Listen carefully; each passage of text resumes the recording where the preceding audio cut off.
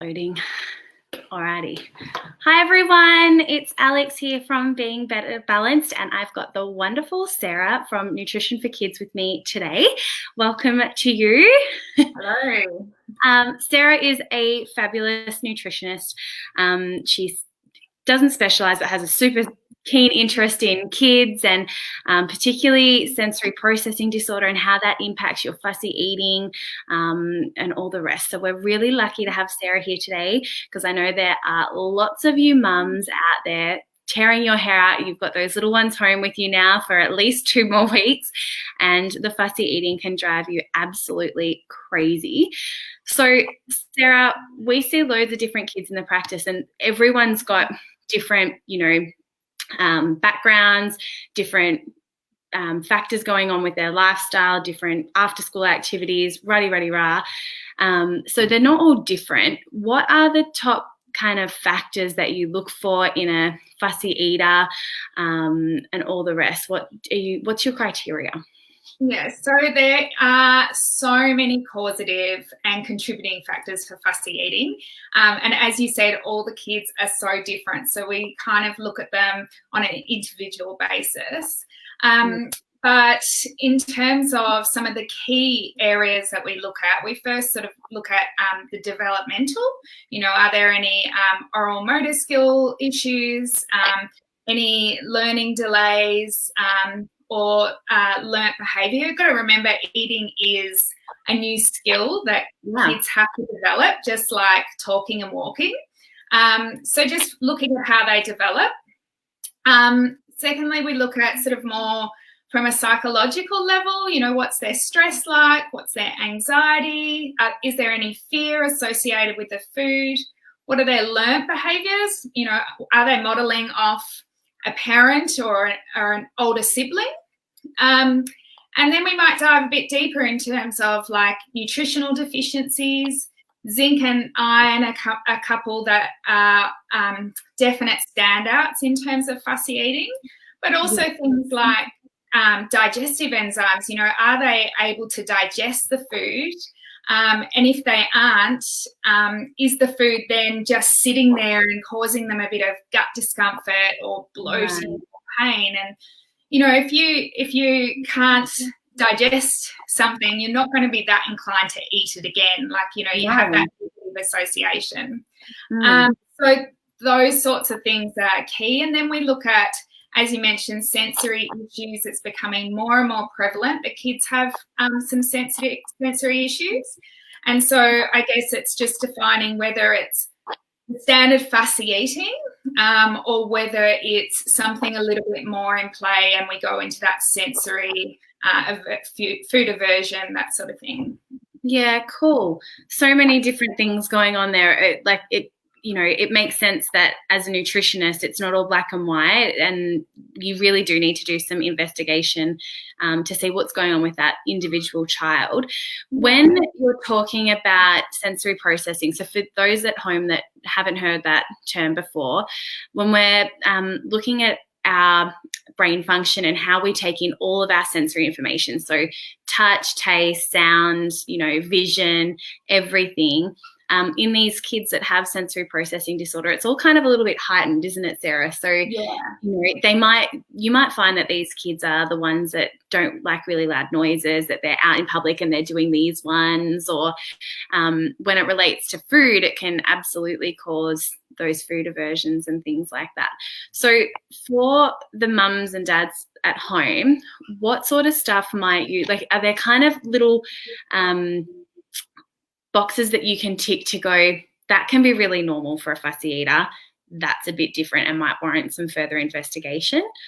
Yeah, absolutely. So if we think about a typical fussy eater, they probably have a limited diet of maybe around 30 foods or less.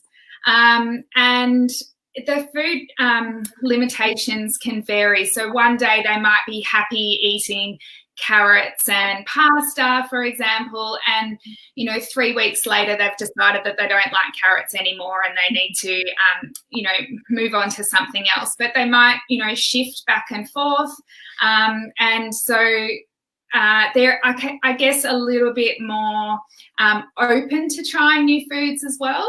Whereas when you've got a child that has a sensory issue, they're probably limited to about 20 foods or less.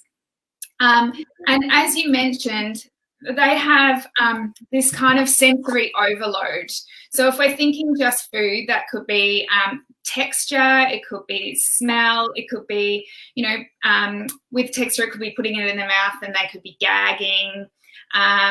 It could also be the feel of the food.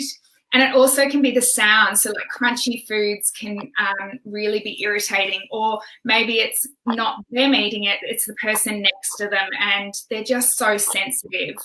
And I wouldn't have thought about that, the person next to them, because a kid that has that sensory processing stuff going on and that noise, I wouldn't have even crossed my mind that could be a factor that comes into play as well.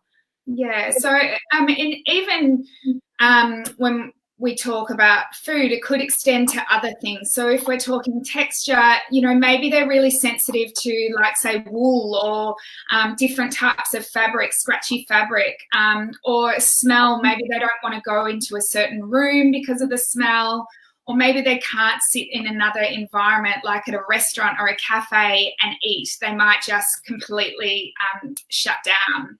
Yeah. And we do have, compared to your typical fussy eater, their reaction to the food can be quite strong. So that could be tantrums, screaming, it could be aggressive sort of behaviour, or, as I said, that real gagging, vomiting. And it's quite confronting for both the parent and the child.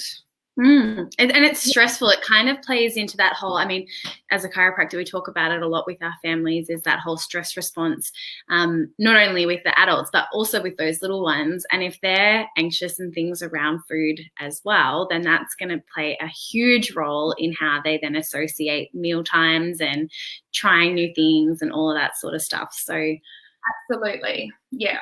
Yeah, really tricky. So when we're looking at kind of the top things that you suggest to families at home, because that's what they're all listening for, is to find out, well, what do I do with these kids that are stressing me out, and I don't know what foods to go with and what to not, offer them anymore.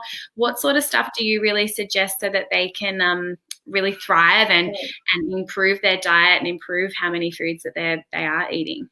Yeah, so the first, there's lots of suggestions, and definitely I think we'll go into this in more detail in the webinar, but I guess the first thing that I tell all my parents, whether they've got sensory issues or, whether the kids got a semi-good range of variety, but maybe they've got some things like some gut issues happening.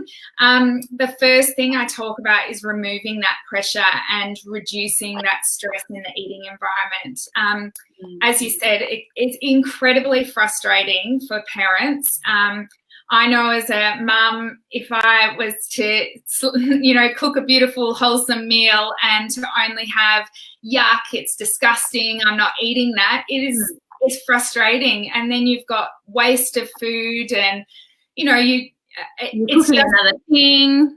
Yeah, and we sort of by default, we want to pressure the child a little bit, or bribery, or some of our language sort of changes from that real positive language to a little bit negative, and it's not on purpose, but it just sort of naturally happens. But we know that with stress, both for children and adults, when we are stressed, when we're in that fight or flight moment, our digestive system is one of the first systems that's going to be shut down, because we simply don't want to expend the energy digesting food when we could be running away or fighting that threat. So you're not making the environment conducive for your child to eat optimally and to absorb all those nutrients and to feel comfortable while eating. So things like changing up the environment, maybe having a picnic on the lounge room floor instead of being at the table, or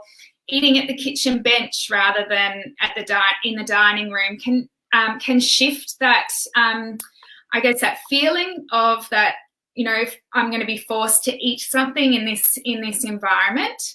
And then also, you know, planning on how you serve the food. You know, deconstructed family meals are one of the best ways to start, I guess, increasing that exposure without being too pressured and without having this confrontation, isn't it, too? Yeah. So, and they have control because kids also like that control and independence, particularly if you're having a fussy eater around, you know, that 2 or 3 year old when they're, you know, the terrible autonomy kicks right in, doesn't it? All of a sudden they know what's best. Yeah, so that so reducing the stress and the pressure, changing the way, you know, the language and relaxing your eating environment is key. The next thing I always encourage is getting kids involved in food as much as possible. And it doesn't necessarily have to be around eating the food.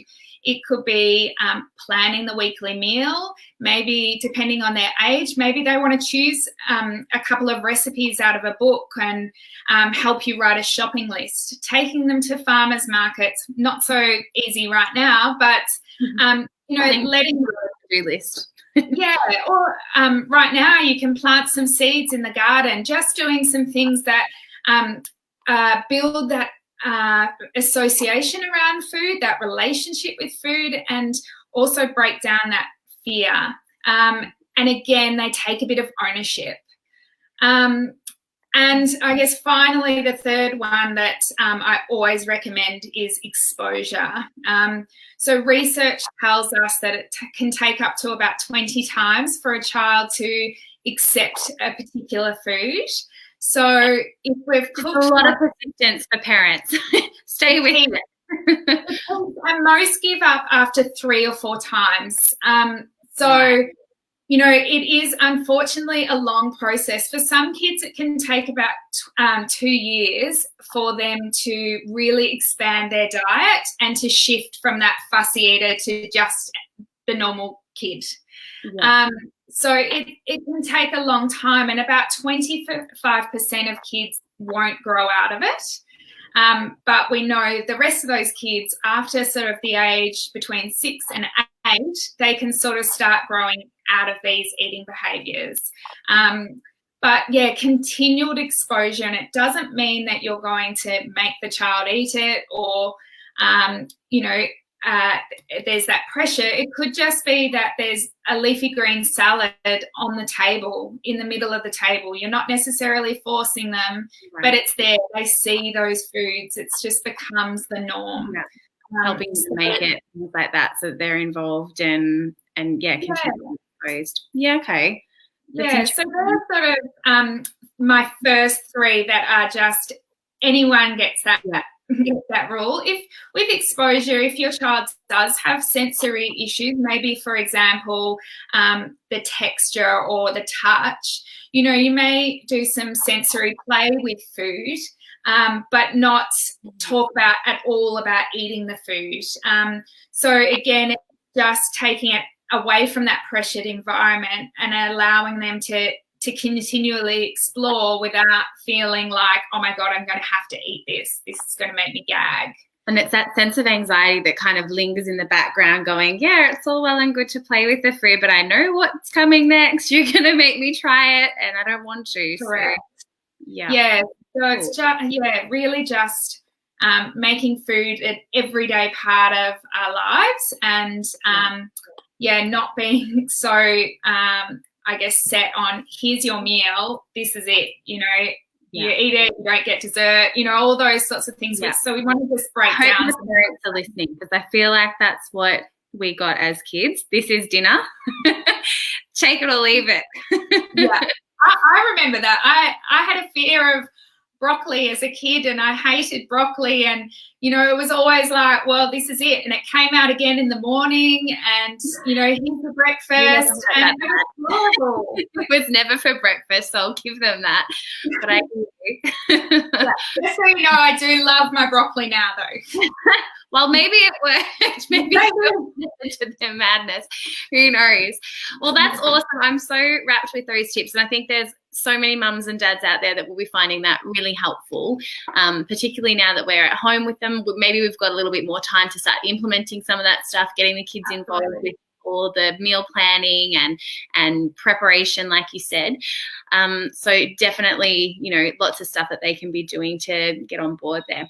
So make sure you stay tuned for Sarah's interactive webinar a little bit later in the year with us. She's going to go way deeper into all this stuff. So if you've got fussy eaters, or maybe you're wondering more about the whole sensory processing side of things, it's a really good one to tune into. And Sarah will be answering all of your questions virtually, face-to-face virtually. Is that can you say that?